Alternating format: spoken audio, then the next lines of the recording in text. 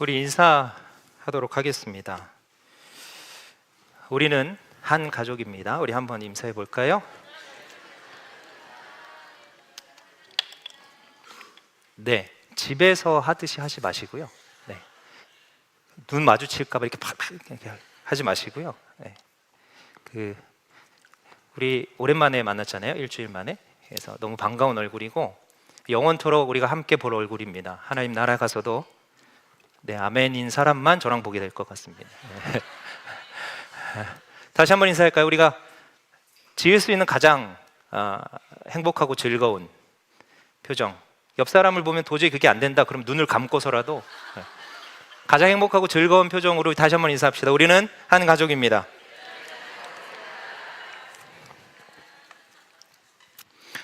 인사하는 게 어렵습니다. 근데 인사하면 그때부터 달라집니다. 우리가 행복하다고 생각하면 행복해지고요, 불행하다고 생각하면 불행해집니다. 왜냐하면 우리는 우리 힘으로 살아가는 사람들이 아니기 때문에 그렇습니다. 말씀의 능력으로 살아가는 사람이기 때문에 그렇죠. 이것을 믿으시고 우리의 말대로 우리의 인생을 즐겁게 살아내시는 귀한 성도 되기를 간절히 축복합니다. 성경 인물을 어떻게 보고 계시는지 모르겠습니다. 우리와 다른 사람들, 다른 믿음들, 위대한 사람들로 보고 계신가요? 아니면 우리와 마찬가지로 연약한 사람들, 쓰러지는 사람들, 좀 보통 사람들 이렇게 보고 계신가요? 전 후자 쪽으로 보고 있습니다.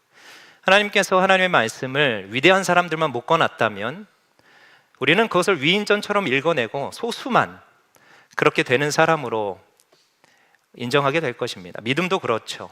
하지만 성경의 많은 부분, 아니 성경 전체는 보통 사람들에게 주신 믿음에 대해서 이야기하고 있습니다.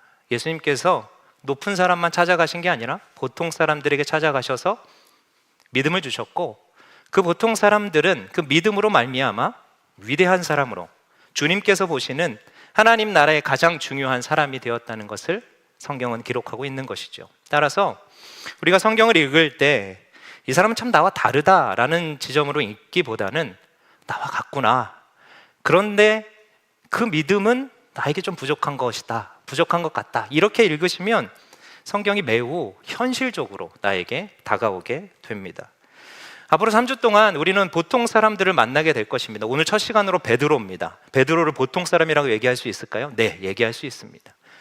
그 베드로를 만나면서 베드로의 믿음이 어떻게 성장하는가, 또 예수님이 베드로를 만나서 어떻게 베드로를 변화시키는가를 보게 될 때 우리와 같은 베드로도 변할 수 있었던 것처럼 우리도 예수님을 만나 변화하는 인생이 되게 될 것이다 라는 그 소망을 가지고 믿음을 키워나갈 수 있다는 것이죠. 그것들을 살펴보면 좋겠습니다. 베드로의 삶의 현장으로 가야 되겠죠. 그리고 베드로의 고민을 우리도 같이 고민해 봐야 될 것입니다. 그리고 베드로의 믿음이 과연 무엇이었는가를 우리가 함께 살펴보게 될 때 우리의 현장에서도, 또 우리의 고민과도, 또 우리에게도 만나주시는 그 예수님을 경험할 수 있게 될 것입니다. 특별히 설교를 시작하기 전에, 말씀을 듣기 전에 준비되어야 될 게 한 가지 있습니다. 바로 경건한 상상력입니다. 경건한 상상력이란 뭔가 하면 우리가 베드로를 지금 보려고 하는데요, 베드로가 있는 현장에 우리가 가야 합니다. 그냥 멀리 떨어져서 이렇게 보는 것이 아니라 가까이에서 그의 채취가 느껴질 만큼, 그의 주름이 보여질 만큼, 그의 한숨 소리가 들려질 만큼 가까이 가야 베드로가 우리와 같다라는 것을 우리가 보게 될 것입니다. 그래서 그 가까이 가게 될 텐데요, 많은 상상력이 필요합니다. 그 그림을 그리듯이 좀 이렇게 영화를 보듯이 쭉 같이 함께 하면 좋겠습니다. 혹 너무 상상력이 깊어져서 혹시 잠에 빠져 드실지라도 그 잠에서 베드로를 만나시길 바랍니다. 네, 그 잠에서라도 예수 그리스도를 만나셔서 아멘 할 때 화들짝 놀라서 같이 아멘 하시면 그 은혜가 함께 할 줄 믿습니다. 첫 번째, 베드로가 사는 그곳에 우리도 가고자 합니다. 갈릴리인데요, 갈릴리를 어떻게 생각하고 계십니까? 갈릴리는 전통 유대인들이 어떻게 생각하고 있는 땅이었냐 하면요, 율법의 해박한 지식을 갖고자 하냐, 신앙심이 좋아지려고 하냐? 그러면 갈릴리만은 가면 안 된다. 이런 평을 듣는 땅이었습니다. 무슨 뜻일까요? 그곳엔 믿음이 없다라는 뜻입니다. 왜 그곳에 믿음이 없을까요? 왜 그곳에 신앙인들이 살기 힘들까요? 그곳은 정복자들이 늘 차지했던 땅이기 때문에 그렇습니다. 지배자가 계속 바뀝니다. 제국도 건설되었는데요, 제국이 건설되면서 과도한 세금을 시민들에게 물리기 시작했습니다. 갈릴리 하면 풍요로운 땅이 아니라 세금에, 너무도 힘든 고통에, 너무도 힘든 삶을 살아가야 하는 그 터전이 바로 갈릴리였다라는 것이죠. 마치 하나님의 보호가 떠난 곳. 다른 곳은 하나님이 함께 하시지만, 바로 밑에 있는 예루살렘에는 하나님이 함께 하시지만 그 위에 있는 갈릴리는 예수님이 떠나버린, 그래서 척박하고 아무것도 남아버리지 않은 그런 것으로 유대인들이 생각했던 것이죠. 믿음으로 살기에도 힘든 땅이었고요, 믿음을 발휘하기에도 힘든 땅이었습니다. 저는 우리와 같다라고 전제하며 얘기했습니다. 우리가 사는 곳은 어떤가요? 우리가 사는 곳, 이 대한민국과 서울을 누구한테 소개할 때 믿음을 키워가기 위해서, 하나님을 만나기 위해서 한 나라에 가야 한다면 한국으로 오십시오, 서울로 오십시오, 이렇게 얘기할 수 있을까요? 우리가 살아가고 있는 지금 이 땅은 갈릴리보다 훨씬 풍요롭고 훨씬 발전되어 있는 땅임에는 틀림이 없습니다.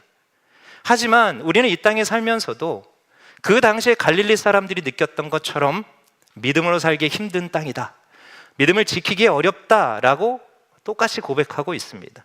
갈릴리와 우리의 터전이 비슷하기 때문에 그렇죠. 그렇다면 갈릴리 사람들은 어떠한 모습을 하고 있었을까요? 그러한 땅에 어떠한 사람들이 살고 있을 거라고 우리가 쉽게 상상해 볼 수 있습니다. 이들은 굉장히 저돌적인 사람이었습니다. 그리고 매우 호전적인 사람이었습니다. 성질이 많고 조급하고 분을 잘 참지 못하고 양보하지 못하고 사랑하지 못하는 이들의 모습이었죠. 왜냐하면 이들은 상처의 땅에 살고 있었기 때문에 그렇습니다. 한 번도 이해받지 못하고 보호받지 못한 그곳에서 그들은 살았기 때문에 그들도 모르는 사이에 마음의 상처를 입고 그 땅에 자리 잡게 되었던 것이죠. 하지만 그들은 절망만 한 것은 아니었습니다. 이 어두운 땅이 메시아의 도래로 인해서 곧 회복될 수 있도록 그들은 언제나 메시아를 기다리는 백성들이었던 것이죠. 예수님께서는 이 나사렛, 이 갈릴리 출신입니다. 메시아가 탄생하거나 자라는 데 있어서 적합한 땅은 아니죠. 예루살렘에서 태어나셨다면, 또 어디 좋은 로마에서 태어나셨다면 충분히 가능성이 있는 메시아입니다. 하지만 그는 이 나사렛, 이 갈릴리에 태어난 작은 선지자에 불과했습니다. 또 그는 갈릴리에서 목수의 일을 감당하셨습니다. 목수를 어떻게 생각하고 계신가요? 목수에 대한 오해가 좀 있는 것 같습니다. 오늘날의 목수는 기술자이고 좀 멋있습니다. 사실 목수 일이 저 뭐도 막 차고요. 안 멋있어요? 안 멋있나요? 네. 그리고 뭐 괜히 소리도 막 지르고 막 귀에 연필도 꽂고 막 이렇게 해서 좀 기술자다운 면모를 막 이렇게 보여주고 있지만, 당시에 목수가 어떤 일을 했는가를 우리가 생각해 보면 지금 목수와는 좀 다릅니다. 유대 땅이 어떻게 되어 있습니까? 나무가 많은가요? 아니면 광야가 많은가요? 광야가 많습니다. 광야에는 뭐가 많을까요? 돌이 많습니다. 목수라고 이름 붙여졌지만 실제로 나무를 다루는 일보다 돌을 다뤄야 하는 일을 더 많이 했던 사람들이 그 당시에 목수였습니다. 나무를 다루는 일만 해도 손을 보셨습니까? 목수의 손들을 굉장히 굳은 살이 많이 배겨져 있습니다. 이것보다 더 심한 이 돌을 다루는 일을 한 예수님의 모습은 어땠을까요? 우리는 그를 청년 기술자라고 보고 있지만 사실 성경은 노동자 예수를 더 그리고 있습니다. 얼굴도 검게 탔을 거고요, 또 너무도 고된 일에 많이 마르셨을 것입니다. 그렇게 예수님을 그리는 것이 더 성경에 맞는 그림이라고 생각합니다. 예수님은 이런 갈릴리를 향해 가셨습니다. 좀 더 정확히 말하면 갈릴리로 돌아오셨죠. 예수님이 공생의 사역을 시작하시는 것을 여러분들 기억하실 것입니다. 예수님이 공생의 사역을 시작할 때 세례 받으셨습니다. 요단강에서 하나님의 인정함을 받았습니다. 그리고 유대 광야로 가서 시험 받으셨습니다. 근데 그 시험을 어떻게 받으셨습니까? 멋지게 이겨내셨습니다. 말씀으로 이겨내셨죠. 그러면 이제 예수님이 어디 가면 좋겠습니까? 이제 베들레헴, 예루살렘으로 가야 하겠죠. 이제 나라를 세워야 할 것입니다. 예수님 하나님께 인정도 받았고 시험도 통과해야 하지 않았겠습니까? 그런데 이 예수님은 예루살렘 성 안에 많이 계시기보다 이 저주의 땅, 이 척박한 땅에 그의 마지막 생을 다 쏟아 부으십니다. 갈릴리로 돌아오신다는 뜻이 그 뜻이죠. 저는 우리도 마찬가지라고 생각합니다. 우리도 세례를 받는 그 기쁨의 때가 있었습니다. 하나님께 인정받고 또 주님을 믿으면서 우리의 삶이 풍요로워졌을 때를 우리도 기억합니다. 또 우리는 예수님처럼 광야의 시절도 지나왔습니다. 인내해야 했고 울어야 했고 참고 견뎌야 했던 시절도 지나왔죠. 그래서 우리는 이제 우리의 오해처럼 우리도 예루살렘에 가야, 우리도 평안과 안전이 있는 우리만의 성을 가져야 하는 것이 아닐까라고 우리도 그렇게 생각하고 있는 것 같습니다. 하지만 눈을 떠보고 정신을 차려보면 여전히 우리는 이 척박한 갈릴리의 환경을 벗어나지 못하는 것이죠. 마치 예수님께서 다시 갈릴리로 돌아오신 것처럼 우리는 믿음이 좋다고 하지만 이 갈릴리를 벗어날 수 없는 운명처럼 살아가고 있는 모습입니다. 그 당시에 예수님과 그 당시에 베드로와 그 당시에 많은 유대인들과 우리는 결코 다르지 않다라는 것이죠. 그런데 왜 머물게야? 왜 갈릴리에 머물러야 할까요? 이것이 우리의 궁금증을 자아내게 됩니다. 이것은 마지막에 확인하기로 합시다.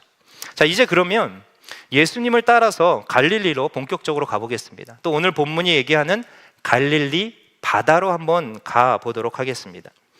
예수님께서는 갈릴리 바다에서 그물을 손질하는 어부를 만나셨습니다. 오늘 본문에 나와 있듯이요. 우리는 그 어부가 누구인지 압니다. 그래서 누구에 더 많은 관심을 쏟고 있습니다. 하지만 누구 이전에 어떤 어부인가를 확인하는 것이 먼저 중요합니다. 왜냐하면 우리가 예수님, 목수 예수님을 오해했던 것처럼 갈릴리의 어부를 오해하고 있기 때문에 그렇죠. 지금 어업에 종사하는 그러한 어부 정도로 생각하고 있기 때문에 그렇습니다. 그렇지 않습니다. 누가는 갈릴리를 정확히 호수라고 명명하고 있습니다. 누가는 헬라인이었는데요, 굉장히 학식이 뛰어난 사람이었습니다.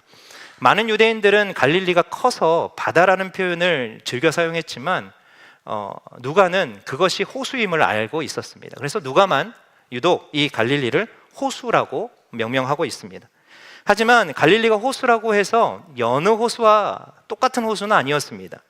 왜냐하면 큰 파도가 있는 호수였고요, 광풍이 자주 일어나는 호수였기 때문에 그렇습니다. 마치 바다처럼 그렇게 거친 호수였기 때문에 그들은 갈릴리를 바다라고 부르고 있었습니다. 그런 그들에서 어부들은 자신의 생업을 이어가는 활동을 하게 되었던 것이죠. 일교차가 매우 큽니다. 유대 지역은. 일교차가 큰데 물이 어떠한 작용을 할까요? 그런 생각은 많이 안 해보셨을 것입니다. 너무 더운 날 물, 너무 추운 날 물, 적당할 때 물은 우리를 도움을 주지만 이렇게 일교차가 클 때의 물은 그 사람을 너무도 고통스럽게 만듭니다. 물이 얼기도 하고요, 물 때문에 몸이 익기도 합니다. 그 갈릴리 바다에서 어부들은 그것들과 싸워서 이겨냈던 사람들이죠. 또 어둠 속에서 그들은 길을 찾아야 되는 사람입니다. 지금은 GPS가 잘 발전해서 어디로 가야 되는지 잘 알지만 등대 하나 없는 그곳에서 길을 찾기란 매우 어려운 일이었을 것입니다. 갈릴리 어부는 그런 모험을 하는 자들이었죠. 지금은 어업하는 분들은 어군 탐지기라는 걸 씁니다. 어디에 물고기가 많은가. 그런데 갈릴리 시대, 갈릴리 그때는 그런 것이 없었습니다. 그래서 부지런하게 물고기를 찾아다녀야 하는 그런 인생을 살았던 사람들이 바로 갈릴리 어부였다는 것이죠. 하지만 그들은 거친 사람만은 아니었습니다. 그들은 거친 것과 정반대로 섬세하기까지 했습니다. 왜 섬세할까요? 어업에 있어서 가장 중요한 게 뭘까요? 그물입니다. 근데 그물을 깃기 위해서, 그물을 손질하기 위해서는 손끝이 매우 야무져야 합니다. 이 거친 외모적으로 볼 때 거친 어부들은 실제로는 기술자들이었습니다. 그물을 기우고 그물을 준비하는 그런 모습, 섬세하기까지 한 사람들이었죠. 또 어업에 나가기 위해서 얼마나 많이 준비를 했겠습니까? 날씨를 봐야 됐고요, 때를 기다려야 됐습니다. 그물을 정리하고 먹이를 준비하고 또 자신이 먹을 양식을 준비해서 매일매일 그렇게 살아가야 하는 사람들이 바로 갈릴리 어부들이었다는 것이죠. 이들이 이렇게 열심히 사는 이유, 열심히 준비하는 이유는 단 한 가지 때문이 그렇습니다. 무엇일까요? 물고기 때문에 그렇습니다. 그들의 삶에 있어서 가장 중요한 것이 바로 물고기였기 때문에 그들은 물고기가 있는 바다에 인생을 걸었던 것이죠. 갈릴리 바다가 그들에게 물고기를 안겨주면 그들의 인생은 성공한 인생이 될 것입니다. 반대로 만약 갈릴리 바다가 그들에게 물고기를 내어주지 않으면 그들은 실패하는 삶을 살 수밖에 없었던 것이죠. 그들의 삶에 있어서 행복의 척도는 물고기입니다. 그래서 그들의 가장 큰 칭찬은 물고기 잘 잡는 사람, 물고기 잡는 데 뛰어난 사람이 그들의 가장 큰 칭찬이었던 것이죠. 예수님께서는 이런 생각을 하고 있고 이러한 삶을 사는 어부에게 찾아오셨습니다. 그 어부의 이름은 바로 베드로였습니다. 이 베드로는 우리를 닮았습니다. 아니, 우리와 너무도 똑같습니다. 잘 한번 생각해 봅시다. 우리는 지난 시간들을 여기까지 오느라고 우리는 세상 풍파와 맞서서 싸워왔습니다. 우리의 인생의 따뜻한 순간과 추웠던 순간들을 지나 보내왔고요, 깜깜한 인생에서 우리는 길을 찾기 위해서 모든 수단과 방법을 사용해서 여기까지 오게 되었습니다. 우린 먹고 살기 위해 우리의 목숨을 거는 인생을 살아왔던 것이죠. 그래서 어쩌면 우리가 베드로처럼, 갈릴리 어부들처럼 거친지 모르겠습니다. 하지만 동시에 우리는 섬세한 부분도 있죠. 우리의 그물을 잘 준비하는 일에, 또 우리가 먹고 사는 문제에 대해서 그 기술을 연마하기 위해서는 어느 누구보다도 우리는 야무진 손끝을 갖고 있습니다. 세상에서 성공해서 행복할 수만 있다면 세상 사람들에게 물질, 명예, 인기를 잘 잡는 어부라는 칭찬을 듣기 위해서 우리는 지금껏 살아오고 있던 것이죠. 우리는 인생을 때로 거칠게, 때로 세밀하게 살아냈던 이유는 우리가 물고기를 원했던 인생이기 때문에 그렇습니다. 이런 어부 베드로에게, 이런 우리에게 예수님이 찾아오십니다. 5장 2절 말씀인데요, 우리 함께 읽어보겠습니다. 시작.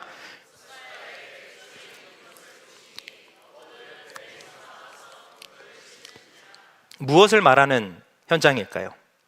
베드로의 그물이 비어있음을 얘기합니다. 그들이 그물을 씻는 이유는 다음 낚시를 위해서, 다음 어업을 위해 준비하는 과정입니다. 저기서 예수님이 베드로에게 걸어오십니다. 베드로의 마음이 어땠을까요? 베드로는 매우 창피했을 것입니다. 그래도 나름대로 인생을 살아온 난데, 나름대로 어부로서의 인생인데 빈 그물을 주님 앞에 보여야 했기 때문에 그렇죠. 그런데 예수님께서 베드로에게 오시자마자 이렇게 말씀하지 않으셨다는 것을 우리는 주목해 볼 수 있습니다. 베드로여, 물고기 많이 잡았습니까? 이 얘기 안 하셨습니다. 그런데 오셔서 뭐라고 말씀하시는가 하면 물고기 말고 너 배가 필요하다, 이런 얘기 하십니다. 너 배를 조금 육지에서 띄워서 내가 하나님의 말씀을 전할 수 있도록 좀 허락해 줬으면 좋겠다, 도움을 줬으면 좋겠다, 이렇게 말씀하시는 것이죠. 그리고 예수님의 설교가 끝납니다. 베드로가 이제 어떻게 해야 할까요? 예수님의 설교가 끝났으니까 이제 배를 육지 가까이, 땅 가까이에 이제 붙여야 할 것입니다. 바쁘게 움직였겠죠. 그런데 그때 예수님이 뭐라고 말씀하시는가 하면 그게 5장 4절입니다. 함께 읽어봅니다. 말씀을 마치시고 시몬에게 이르되 깊은 데로 가서 그물을 내려 고기를 잡으라. 베드로의 대답을 한번 들어볼까요? 누가복음 5장 5절입니다. 시작. 시몬이 대답하여 이르되 선생님, 우리들이 밤이 새도록 수고하였으되 잡은 것이 없습니다. 자, 먼저 베드로가 선생님이라고 이야기합니다. 선생님이라고 이야기한 이유는 예수님을 존경해서 그렇게 부른 것이죠. 그런데 뒤에 말을 생각해 보면 베드로가 예수님을 어떻게 생각했는지를 잘 알 수 있습니다. 예수님, 당신은 뛰어난 분은 맞습니다. 그런데 저도 제 분야에서만큼은 뛰어납니다. 당신이 속해 있는 분야에서 당신이 뛰어난 것을 제가 인정해서 선생님이라고 불러드릴 수는 있지만 물고기 잡는 일만큼은 제가 전문가입니다. 안 됩니다. 이 얘기하는 것이죠. 베드로의 대답에는 두 가지 내용이 들어가 있습니다. 첫 번째, 갈릴리 바다에서 물고기를 잡으려면 언제 해야 할까요? 밤에 해야 한다는 것이죠. 낮에 뜨거운 햇빛에 돌아다닐 물고기는 없기 때문에 그렇죠. 밤이 되면 바위 틈에 숨어있는 물고기가 나와 갈릴리 어부들은 항상 그렇게 어업을 하고 있었습니다. 둘째입니다. 갈릴리 바다에서는 얕은 물가에서 물고기를 낚아야 합니다. 숨을 쉬기 위해 얕은 물가로 온 물고기를 잡기 쉽기 때문에 그렇죠. 그 바다와 같이 깊고 넓은 그곳에서 물고기를 잡는 것이란 매우 어렵기 때문에 그렇습니다. 하지만 베드로는 이 예수님의 말씀, 깊은 데 가서 물고기를 잡자라고 하시는 말씀을 아주 무시하지는 않았습니다. 왜냐하면 베드로의 마음에 작은 믿음이 있었기 때문에 그렇습니다. 그리고 베드로가 이렇게 이야기합니다. 5장 5절에서 6절입니다. 함께 읽습니다. 그러나 말씀에 의지하여 내가 그물을 내리리이다 하고 그렇게 하니.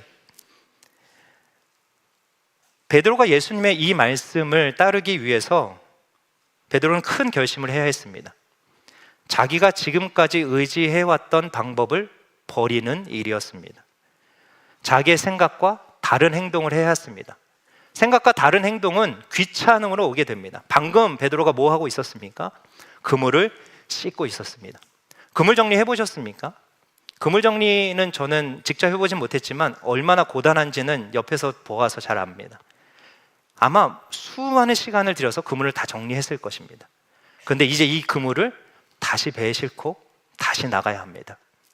믿음이라는 것이 굉장히 우리에게 간단한 것으로 성경을 많이 생각하고 있지만 그것은 사실 굉장히 우리를 귀찮게 하는 일일 수 있습니다. 지금까지 믿어왔던 것을 흔드는 큰 갈등을 만드는 것이 믿음일 수 있다는 것이죠. 그런데 베드로는 그 작은 믿음을 사용해서 그 모든 귀찮음을 극복해냅니다. 그물을 다시 배에 싣고요, 배를 몰고 바다로 다시 향합니다. 베드로의 마음이 어땠을까요? 와, 이제 물고기를 잡겠구나. 와, 여기에 먼저 가시면 안 됩니다. 분명히 못 잡을 텐데, 분명히 안 될 텐데, 또 고되고 또 허탕칠 텐데, 어제 허탕치고 왔는데 오늘 또 허탕칠 텐데, 그때 내가 예수님 얼굴 어떻게 보지? 그때 이 실력 없는 내 실력 또 드러날 텐데 어떻게 이것을 마무리해야 할까? 아마 막막한 마음으로 항해를 떠났을 것입니다. 그런데 우리가 알다시피 그런 마음과 달리 놀라운 일이 벌어집니다. 6절에서 7절입니다. 함께 읽습니다. 고기를 잡는 것이 심히 많아 그물이 찢어지는지라. 이에 다른 배에 있는 동무에게 손짓 와서 도와달라 하니 그들이 와서 두 배의 채움에 잠기게 되었더라. 베드로는 눈으로 보고도 믿기 힘들었을 것입니다. 심장이 터질 것 같았겠죠. 이전에 그를 힘들게 했던, 항해할 때 힘들게 했던 많은 생각들은 다 잊어버렸을 것입니다. 베드로가 몰던 배는 추측컨대 작은 배는 아니었던 것으로 생각되어집니다. 길이가 8m 정도 되고요, 폭이 2.5m 되는 한 중형 배, 요트만한 배 두 척이 물고기를 가득 실었고 배가 가라앉을 정도로 물고기를 많이 잡았다라고 성경이 묘사하고 있기 때문에 그렇죠. 베드로의 머릿속은 온갖 행복한 상상으로 가득 찼을 것입니다. 그동안 밀린 대출금도 갚고 배도 바꾸고, 이럴 줄 알았으면 더 큰 배 준비할 걸, 그렇죠? 멋진 옷, 그리고 맛있는 음식. 그런데 무엇보다도 베드로를 가슴 뛰게 하는 것이 있었습니다. 뭘까요? 갈릴리에서 물고기 잘 잡는 어부 베드로. 앞으로 베드로의 인생은 폈습니다. 이 한 방으로 모든 게 끝났죠. 갈릴리에서 성공을 이룬 그런 어부로 칭송을 받게 될 것이라는 생각에 베드로는 아마 들떴을 것입니다. 그물 안에서 파닥거리는 물고기를 베드로는 뭘로 봤을까요? 반짝이는 은동전으로, 반짝이는 동전으로 아마 봤을 것입니다. 한참 물고기와 그렇게 씨름합니다. 충분히 우리가 상상할 수 있겠죠. 정신이 팔려 있습니다. 그런데 문득 자신의 배에 손님이 타고 계신다는 사실을 깨닫게 됩니다. 누굽니까? 예수님입니다. 예수님이 그 좋아하는 모습을 보셨을 것입니다. 저는 조금 좀 얄궂게 좀 더 묘사하자면 아마 베드로의 꼴을 다 보고 계셨을 것입니다. 얼마나 기뻐하는지 막 장난 막 안 기쁘세요? 네.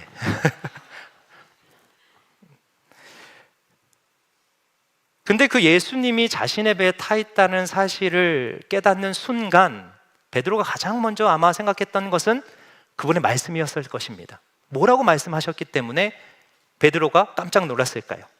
깊은 데로 가서 그물을 내려 고기를 잡으라. 이 말씀이 떠오르는 순간 눈앞에 있는 물고기가 누구 겁니까? 내게 아닙니다. 예수님 거라는 사실을 보게 된다는 것이죠. 내 실력, 내 노력, 내 힘으로, 의지로, 경험으로, 내 판단으로 잡은 것이 아니라 예수님께서 잡으셨구나를 비로소 깨닫게 된다는 것이죠. 자신이 낚은 물고기들은 그저 예수님의 말씀에 의지한 결과였던 것 뿐입니다. 내 능력으로 할 수 없는, 나는 절대 안 된다고 생각했던 그것, 절대 안 된다고 생각했던 그때에 그물을 내린 것 뿐인데 그것이 결과로 돌아왔다는 것은 무엇입니까? 예수님의 말씀이 맞았다라는 증거를 그는 얻게 되었죠. 이때 베드로가 예수님께 이렇게 고백합니다. 5장 8절입니다. 시작. 시몬 베드로가 5장 없어요? 네, 제가 읽어드리겠습니다. 되게 중요한데. 네. 시몬 베드로가 이를 보고 예수의 무릎 아래 엎드려 이르되 주여 나를 떠나소서 나는 죄인으로소이다 하니. 처음에 예수님 뭐라고 불렀습니까? 선생님, 당신의 영역 인정합니다. 내 영역도 있어요. 저도 만만치 않은 세월을 살아왔습니다 라는 베드로가 호칭이 바뀝니다. 뭐라고 부릅니까? 주님을? 예수님을 주여라고 부릅니다. 베드로는 매번 이 바다에 그물을 던지고 또 던지면서 살아온 사람입니다. 물고기를 기대하면서 매번 실망해도 매번 던졌던 사람입니다. 베드로는 이 바다 때문에 가슴에 상처가 생긴 사람이었습니다. 멍이 든 사람이었습니다. 하지만 그럼에도 불구하고 그 바다를 떠날 수 없는 사람이었습니다. 바다 때문에 마음이 무너지고 바다 때문에 기뻐도 그 바다가 베드로의 온전한 주인으로서 살았던 그런 인생이 바로 베드로의 인생이라는 것이죠. 베드로에게 주인은 갈릴리 바다였습니다. 그래서 주인을 절대 바꿀 수는 없었던 것이죠. 현명한 사람이 와도 선생님 정도로는 생각할 수 있어도 주인일 수는 없었습니다. 그런데 이 믿음의 경험을 한 후에 베드로는 갈릴리 바다를 버리고 예수님을 주여라고 부르게 된다는 것이죠. 이런 고백입니다. 갈릴리 바다는 더 이상 나의 주인이 아닙니다. 이제 내 앞에 계시는 이분, 이 예수님이 진정한 나의 주님이십니다 라고 베드로는 고백한 것이죠. 엎드렸다는 뜻이 그런 뜻을 더욱더 잘 보여줍니다. 베드로의 변화는 언제부터였을까요? 베드로는 언제 그 마음이 변할 수 있었고 언제 그 갈릴리 바다로부터 예수님으로 향하는 믿음을 발휘할 수 있었을까요? 베드로가 인지하지 못하는 순간부터 그 일은 일어나고 있습니다. 무엇일까요? 예수님이 베드로를 향해 찾아오시는 순간부터, 예수님이 베드로의 배에 오르시는 순간, 예수님이 베드로의 귀에 하나님의 말씀을 들려주시는 순간, 그리고 작은 믿음을 사용해서 예수님께서 인도하시는 그 순간순간마다 베드로는 조금씩 변화하고 있었던 것입니다.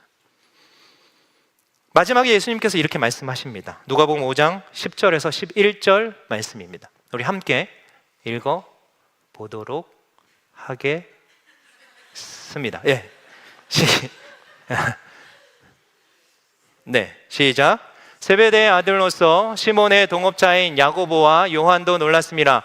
예수께서 시몬에게 이르시되 무서워하지 말라. 이제 후로는 내가 사람을 취하리라 하시니 그들이 베드로를 육지에 대고 모든 것을 버려두고 예수를 따르느냐.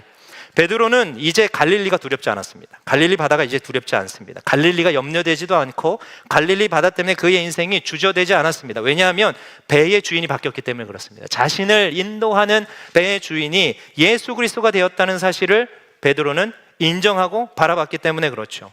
베드로는 이제 그 선장이 무엇 하실지 알았습니다. 폭풍을 잠잠케 하시고 그 갈릴리를 잠잠케 하실 수 있는 유일한 이, 그분이 나를 인도하시고 나에게 말씀하시고 나를 이끄신다는 것을 비로소 믿게 된다는 것이죠. 그래서 베드로가 달라지기 시작한다는 것이죠. 예수님께서는 이제 취하여라 이렇게 말씀하십니다. 취한다는 뜻은 뭡니까? 살아있는 채로 낚는다는 뜻입니다. 원어를 보면 그렇게 나와 있는데요, 이 말은 베드로의 마음을 다시 한번 하나님께로 가까이 가는, 예수님께 가까이 가게 하는 귀한 키포인트가 됩니다. 왜일까요? 이전에 베드로의 배에 들어온 모든 것은 다 죽음으로 끝났습니다. 살아있는 물고기를 낚았어도요, 베드로의 배 안에 들어오는 순간 다 죽음을 맞습니다. 그가 얼마나 유명했던 사람인가도 또 다음날 갈릴리 바다에 나가야 하는 명성도 하루아침에 죽은 목숨이었습니다. 돈도 그렇고요, 물질도 그렇습니다. 모든 풍부한 것을 줄 것만 같았던 갈릴리 바다에서 그는 살았지만 끌어올리는 족족 그는 부족함을 느낍니다. 끌어올리는 족족 유한함을 느끼고요, 끌어오는 족족 허전함을 느낍니다. 그런데 이제 그가 살아있는 것을 낚는다라고 주님께서 말씀하셨습니다. 어떻게 변할까요? 이제 그의 배에 들어오는 모든 것들은 죽어있는 것이 아니라 다시 살게 된다는 사실입니다. 어떤 물고기가 들어와도 베드로의 배에 들어오는 순간 그 베드로의 배로 인해서 그 물고기는 살아나게 된다는 것이죠. 허전했던 인생이 충만함을 받게 되고 공허했던 인생이 답을 찾게 된다는 것이죠. 어디에서 말입니까? 베드로의 배에서 말입니다. 베드로가 그 일로 부름을 받았다는 것을 예수님께서는 베드로에게 분명히 말씀하셨습니다. 죽은 물고기를 낚는 것 그만하고 이제 살아있는 생명을 낚자라고 주님께서 말씀하시는 것이죠. 베드로는 이 말씀을 듣고 이 귀한 깨달음을 듣고 너무도 이상하게 다시 집으로 돌아옵니다. 여러분들 이 장면을 잘 생각해 봐야 합니다. 이 클라이막스의 장면에서 이제 보통 영화를 보면 어떻게 끝나냐면요, 예수님과 함께 베드로가 얼싸 앉습니다. 그리고 배가 쭉 출발합니다. 노을이 지고 배가 사라집니다. 영원히 함께 즐겁게 살았다, 이렇게 끝납니다, 보통 영화는. 그런데 오늘 성경 말씀은 다시 배가 어디로 돌아옵니까? 갈릴리 무트로 돌아옵니다. 예수께서 갈릴리로 다시 돌아오신 것처럼 베드로가 그렇게 고민 많고 걱정 많았던 곳, 꼴도 보기 싫었던 갈릴리 부둣가로 다시 돌아온다는 것이죠. 이것이 우리에게 굉장히 중요합니다. 해피엔딩입니까? 배드엔딩입니까? 베드로가 돌아온 그 땅은 이전에 베드로가 살던 땅이 아니었습니다. 이전에 그의 땅은 물고기 떼를 쫓는 어부의 땅이었습니다. 하지만 변화된 베드로가 다시 돌아온 그 땅은 예수님을 따라가는 제자의 땅, 생명을 찾아내는 땅, 생명을 구원하는 땅이 되었던 것이죠. 여기서 우리는 베드로를 보내줘야 할 것 같습니다. 베드로는 이 귀한 깨달음을 얻고 작은 믿음을 통해 확실한 믿음을 허락받고 주님 앞에 귀한 소명을 받고 예수님을 따라갔습니다. 이제 우리 차례입니다. 우리는 아직 갈릴리 부둣가에 남아서 잠시 우리를 돌아보면서 한번 생각해 보면 좋을 것 같습니다. 갈릴리 바다를 한번 보십시오. 여러분들의 삶을, 여러분들의 세상을 한번 보십시오. 우리는 그것을 바라보면서 그것이 우리에게 행복을 가져다 줄 것이라고 생각하고 믿고 있었습니다. 너무도 힘들지만 또 어렵지만 고통 가운데 있지만 그것을 떠날 수 없었습니다. 그것이 우리에게 품을 내어주면 우리가 성공할 수 있을 것 같고, 그것이 우리를 반대하면 우리는 실패할 것 같은 두려움이 있었기 때문에 그렇죠. 오늘도 많은 어부들과 같은 우리들은, 세상 사람들은, 아니 하나님의 자녀들은 물고기를 잡고 그것들을 손질하느라 많은 인생을 허비하고 있습니다. 배를 띄우는 일에 물고기를 찾고 물고기를 쫓느라고 온갖 노력을 다하고 있는 것이죠. 그래서 나의 배에도 반짝이는 은빛 동전과 같은 물고기들이 가득 차기를 그렇게 소망하는 그런 인생이 우리의 인생이었다는 것을 우리는 누구도 부인하지 못할 것입니다. 그래서 힘겨워도 노를 저을 수밖에 없고요, 힘들어도 다시 세상으로 나갈 수밖에 없었다라는 것이죠. 그런데 이런 우리에게 예수님이 찾아오셨다는 것입니다. 이런 우리에게 이런 우리의 인생의 배에, 이런 우리의 삶의 배에, 이런 우리의 허무했던 인생의 배에 주님께서 오르셨다는 것이죠. 오르시고 우리에게도 말씀하셨습니다. 깊은 데 가서 그물을 내려 물고기를 잡자라고 말이죠. 예수님은 우리를 찾아오실 때 한 번도 우리에게 그 질문 하지 않으셨습니다. 물고기 많이 잡았느냐? 돈 많이 벌었느냐? 즐겁고 행복하게 살았느냐? 뭘 이루었느냐? 이런 말씀을 주님께서 한마디도 하지 않으셨습니다. 대신에 믿음에 관한 내용은 계속해서 질문해 오셨습니다. 깊은 바다로 가겠느냐? 말씀을 의지하겠느냐? 나와 함께 가겠느냐? 내 능력을 믿느냐? 내가 하나님의 아들인 것을 너가 확신하느냐? 나와 함께 믿음의 발걸음을 옮기겠느냐? 내 제자가 되겠느냐라는 말씀은 수도 없이 많이 하셨죠. 왜일까요? 그것이 우리의 원래 인생이기 때문에 그렇습니다. 이 그물을 내리는 베드로의 모습을 통해 저는 한 가지 귀한 깨달음을 얻었습니다. 베드로는 물고기를 많이 잡고 자신의 생각과 다른 그런 경험을 하면서 하나님을 경험하고 예수님을 경험해서 믿음의 사람이 되었다고 저는 그렇게 생각했습니다. 그런데 실제로 이 사건의 중심은 베드로였습니다. 무엇인가 하면 예수님께서 베드로를 낚으셨던 것이죠. 베드로가 물고기를 낚은 게 아닙니다. 베드로가 예수님을 향한 믿음을 낚은 게 아니라 예수님이 베드로에게 낚였다라고 표현하면 좀 그렇겠죠. 낚인 것이죠. 그의 사랑 안에, 그의 인도 안에, 그의 영원하신 능력 안에, 그의 부활 안에, 그의 십자가 안에, 그의 영광 안에 베드로가 사로잡혀 버린 꼴이 되었다는 것이죠. 후에 베드로 전후서에서 베드로는 이것을 고백합니다.